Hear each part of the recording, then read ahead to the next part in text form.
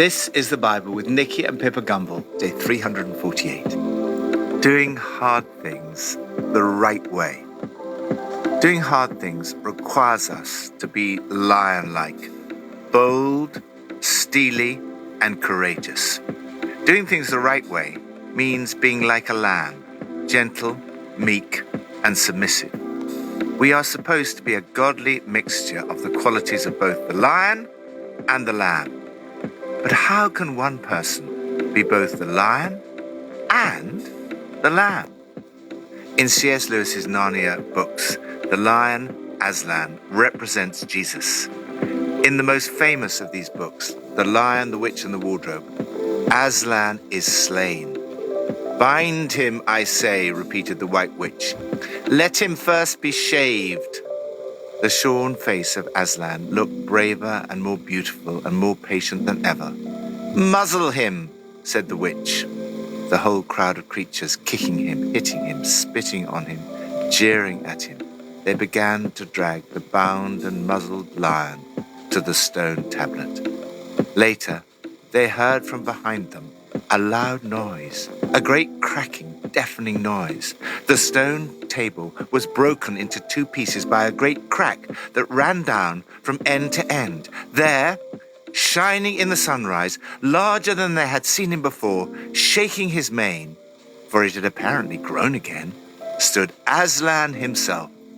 Aslan tells them that when a willing victim who had committed no treachery was killed in a traitor's stead, the table would crack and death itself would start working backwards. In the book of Revelation, we see Jesus is standing at the center of the throne of heaven. He is the lion and the lamb. He is both triumphant, has triumphed, and slain. You were slain. In an imaginative and powerful way, C.S. Lewis shows how Jesus can be both the lion of the tribe of Judah and a lamb that has been slain. From Proverbs 30. There are those who curse their fathers and do not bless their mothers, those who are pure in their own eyes and yet are not cleansed of their filth, those whose eyes are ever so haughty, whose glances are so disdainful, those whose teeth are swords and whose jaws are set with knives, to devour the poor from the earth and the needy from among the human race. The leech has two daughters. "Give, give," they cry. There are three things that are never satisfied, four that never say enough: the grave, the barren womb, land, which is never satisfied with water, and fire, which never says enough. The eye that mocks a father, that scorns an aged mother, will be pecked out by the ravens of the valley, will be eaten by the vultures. There are three things that are too amazing for me, four that I do not understand: the way of an eagle in the sky, the way of a snake on a rock, the way of a ship on the high seas, and the way of a man with a young woman. This is the way of an adulterous woman. She eats and wipes her mouth and says, "I've done nothing wrong."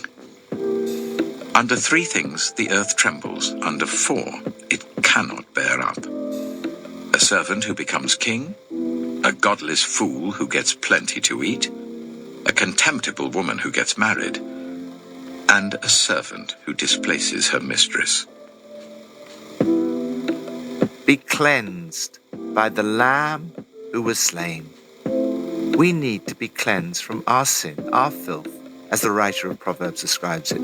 The filth of sin comes in many guises and disguises: failure to give sufficient blessing and obedience to our parents, pride, which can come in the form of haughty eyes and disdainful looks. Don't be stuck up and think you're better than everyone else. Failure to look after the poor and the needy. Sexual sin which justifies itself by saying, "I've done nothing wrong."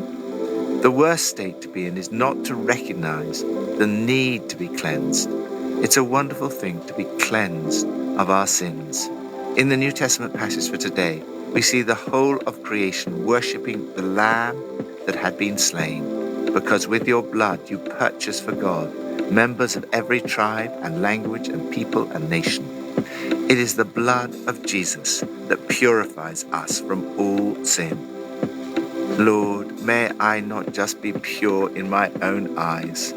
Please cleanse me by the blood of the Lamb who purchased me for God. New Testament from Revelation 5. Then I saw, in the right hand of him who sat on the throne, a scroll with writing on both sides and sealed with 7 seals. And I saw a mighty angel proclaiming in a loud voice, "Who is worthy to break the seals and open the scroll?" But no one in heaven or on earth or under the earth could open the scroll or even look inside it. I wept and wept, because no one was found who was worthy to open the scroll or look inside. Then one of the elders said to me, "Do not weep. See, the Lion of the tribe of Judah, the Root of David, has triumphed. He is able to open the scroll and its 7 seals." Then I saw a lamb, looking as if it had been slain, standing at the center of the throne, encircled by the 4 living creatures and the elders. The lamb had 7 horns and 7 eyes, which are the 7 spirits of God sent out into all the earth. He went and took the scroll from the right hand of him who sat on the throne, and when he had taken it, the 4 living creatures and the 24 elders fell down before the Lamb. Each one had a harp, and they were holding golden bowls full of incense, which are the prayers of God's people. And they sang a new song, saying, "You are worthy to take the scroll and to open its seals, because you were slain. And with your blood you purchased for God persons from every tribe and language and people and nation. You have made them to be a kingdom and priests to serve our God, and they will reign on the earth." Then I looked and heard the voice of many angels, numbering thousands upon thousands and 10,000 times 10,000. They encircled the throne and the living creatures and the elders. In a loud voice they were saying, "Worthy is the Lamb who was slain to receive power and wealth and wisdom and strength and honor and glory and praise." Then I heard every creature in heaven and on earth and under the earth and on the sea and all that is in them saying, "To him who sits on the throne and to the Lamb be praise and honor and glory and power forever and ever." The 4 living creatures said, "Amen." And the elders fell down and worshipped. Worship the Lamb, who is also a lion. Sometimes I find myself acting like a lamb when I should be a lion. I act meekly when I should be bold, steely, and courageous. At other times, I act like a lion when I should be more lamb-like. I'm too fierce when I should be gentle, meek, and submissive. Jesus took on powerful opponents with lion-like courage. For example, throwing out the money changers from the temple. On the other hand, with the woman caught in adultery, he could have been steely, but instead he was gracious and gentle as a lamb. The challenge for us is to follow the example of the one we worship. What's going on in heaven right now? John tells us that when he glimpses into heaven, he sees millions worshipping Jesus, the lion who is also a lamb. Jesus is the key to understanding history and salvation. On earth, we find it so hard to understand what's going on. What are God's plans and purposes for history and salvation? What are his plans and purposes for your life and my life? The scroll sealed with the 7 seals probably represents God's plans and purposes. No one in heaven or on earth or under the earth is found worthy to open the scroll or even look inside it, except for Jesus, the Lion of the tribe of Judah, who has triumphed. Here stands Jesus in all his majesty and kingship. Only Jesus can open the secrets of history, God's plan of salvation and his purpose for each of our lives. The Lion, who is also a lamb slaughtered and standing tall. He came to the one seated on the throne and took the scroll from his right hand. The moment he took the scroll, the 4 animals and the 24 elders fell down and worshipped the Lamb. The Lamb is worshipped by the whole created order, and the entire church falls down before him. Here is an amazing fact. Your prayers on earth affect the worship of heaven. Each had a harp, and each had a bowl, a gold bowl filled with incense, the prayers of God's holy people. Your prayers fill the golden bowls of heaven. Your prayers really do make a difference. They sang a new song. With your blood you purchased for God members of every tribe and language and people and nation. You have made them to be a kingdom and priests to serve our God, and they will reign on the earth. Then I looked and heard the voice of many angels, numbering thousands upon thousands and 10,000 times 10,000. There are more than 100 million angels worshipping Jesus. The slain Lamb is worthy. Take the power, the wealth, the wisdom, the strength. Take the honor, the glory, the blessing. There is something extraordinarily powerful about large crowds worshipping Jesus together.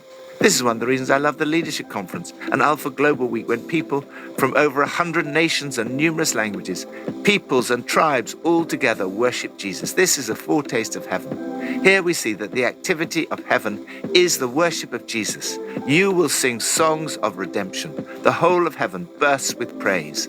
There is a great orchestra and a magnificent choir and all types of music in harmony.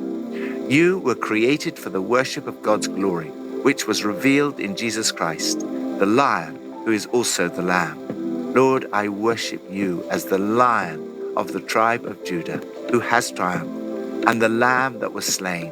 Lord, I want to become more like Jesus and know when to be bold and courageous like a lion and when to be meek and gentle as a lamb. Old Testament from Esther 9 and 10. On the 13th day of the 12th month, the month of Adar, the edict commanded by the king was to be carried out. On this day, the enemies of the Jews had hoped to overpower them. But now the tables were turned, and the Jews got the upper hand over those who hated them. The Jews assembled in their cities, in all the provinces of King Xerxes, to attack those determined to destroy them. No one could stand against them, because the people of all the other nationalities were afraid of them. And all the nobles of the provinces, the satraps, the governors, and the king's administrators helped the Jews, because fear of Mordecai had seized them. Mordecai was prominent in the palace. His reputation spread throughout the provinces, and he became more and more powerful. The Jews struck down all their enemies with the sword, killing and destroying them. And they did what they pleased to those who hated them. In the citadel of Susa, the Jews killed and destroyed 500 men. They also killed Parshandata, Dalphon, Aspata, Poreta, Adaliah, Aridata, Parmashta, Arisai, Aridai, and Vaisata, the 10 sons of Haman, son of Hammedatha, the enemy of the Jews. But they did not lay their hands on the plunder. The number of those killed in the citadel of Susa was reported to the king that same day. The king said to Queen Esther, "The Jews have killed and destroyed 500 men, and the 10 sons of Haman in the citadel of Susa. What have they done in the rest of the king's provinces? Now, what is your petition? It will be given you. What is your request? It will also be granted." "If it pleases the king," Esther answered, "give the Jews in Susa permission to carry out this day's edict tomorrow also. And let Haman's 10 sons be impaled on poles." So the king commanded that this be done. An edict was issued in Susa, and they impaled the 10 sons of Haman. The Jews in Susa came together on the 14th day of the month of Adar, and they put to death in Susa 300 men. But they did not lay their hands on the plunder. Meanwhile, the remainder of the Jews who were in the king's provinces also assembled to protect themselves and get relief from their enemies. They killed 75,000 of them, but did not lay their hands on the plunder. This happened on the 13th day of the month of Adar, and on the 14th day they rested, and made it a day of feasting and joy. The Jews in Susa, however, had assembled on the 13th and 14th, and then on the 15th they rested, and made it a day of feasting and joy. That is why rural Jews, those living in villages, observe the 14th of the month of Adar as a day of joy and feasting, a day for giving presents to each other. Mordecai recorded these events, and he sent letters to all the Jews throughout the provinces of King Xerxes, near and far, that they should celebrate annually the 14th and 15th days of the month of Adar, as the time when the Jews got relief from their enemies, and as the month when their sorrow was turned into joy, and their mourning into a day of celebration. He wrote to them to observe the days as days of feasting and joy, and giving presents of food to one another, and gifts to the poor. So the Jews agreed to continue the celebration they had begun, doing what Mordecai had written to them. For Haman, son of Hammedatha, the Agagite, the enemy of all the Jews, had plotted against the Jews to destroy them, and had cast the pur, that is, the lot, for their ruin and destruction.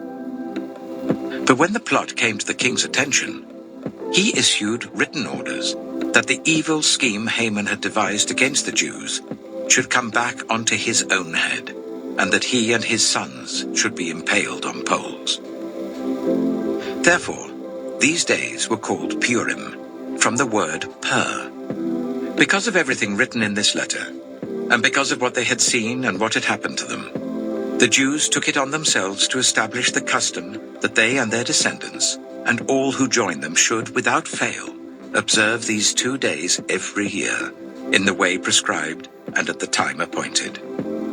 These days should be remembered and observed in every generation by every family, and in every province and in every city. And these days of Purim should never fail to be celebrated by the Jews, nor should the memory of these days die out among their descendants. So Queen Esther, daughter of Abihail, along with Mordecai the Jew, wrote with full authority to confirm this second letter concerning Purim. And Mordecai sent letters to all the Jews in the 127 provinces of Xerxes' kingdom, words of goodwill and assurance, to establish these days of Purim at their designated times, as Mordecai the Jew and Queen Esther had decreed for them, and as they had established for themselves and their descendants in regard to their times of fasting and lamentation. Esther's decree confirmed these regulations about Purim, and it was written down in the records. Esther chapter 10. King Xerxes imposed tribute throughout the empire to its distant shores.